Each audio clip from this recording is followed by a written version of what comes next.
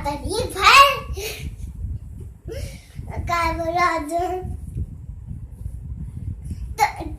तोंड साबण आणणार आहे ए चेन्नई एक्सप्रेस हो माग आलाय तोंडाला साबण लावून हो माग कपडे घेऊन तिथे जातो ए परश्या त्याने मला पोहे आणलं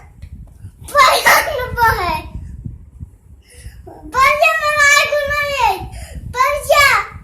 मग पोहे आणले पोहे आजी आणि आजी कुठं म्हणजे त्यांना दिसत नाही पाणी आहे का ती पाणी आणती त्याला म्हणते ती म्हणते तुला तिने त्याला बोलवलंय तुला